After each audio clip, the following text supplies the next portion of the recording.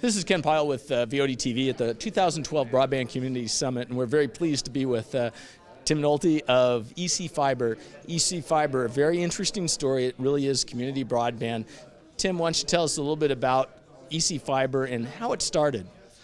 It started because we live in a very, very rural part of the country where there's no broadband. I mean, almost everybody has dial-up, and you can't live nowadays with dial-up. It's not this isn't a luxury question. You can't conduct your normal life with dial-up.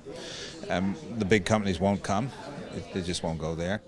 We tried to raise money they came together to build their own, form a joint venture of 23 towns. We tried to raise a large sum of money to build it all at once. We were almost successful when the crash happened. Lehman went bust. All the commitments we had, $60 million, disappeared. We then tried to get money from the federal stimulus. The federal stimulus saw fit to go with wireless, and which we don't think was a good decision, but that's the way it is. So then, we weren't about to give up. This wasn't a cool idea. People have to have this. Right. It's either that or they emigrate, and their communities die. So the idea is it possible to do a thing like this on a smaller scale with local money and then grow it the old-fashioned bootstrap way? And that's what we've been doing, and it's taken a lot of hard work, and there's been quite a bit of innovation, but it's now working. We've so far raised $2.5 million, almost entirely from local people, and not even the rich people in the town. They mostly don't contribute.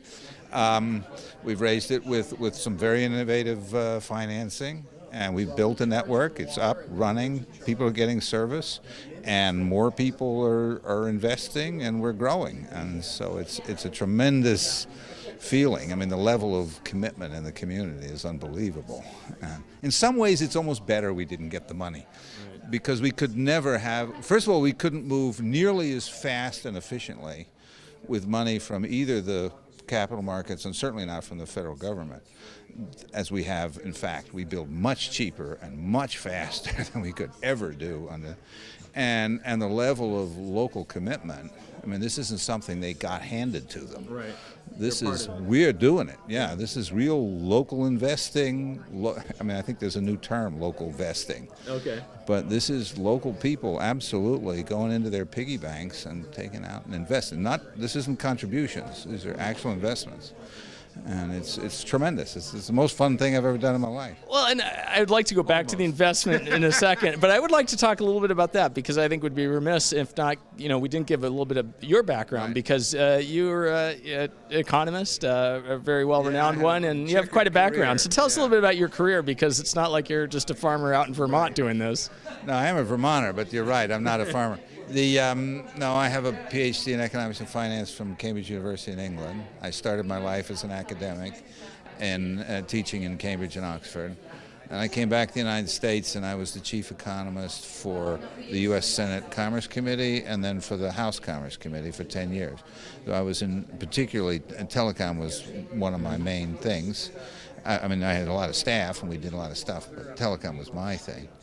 And then after 10 years, that was quite enough in the U.S. Congress. Thank you very much.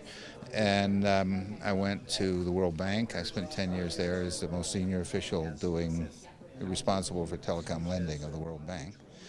Then I left that and started a venture capital company, raised $50 million, and started doing venture capital in Eastern and Central Europe.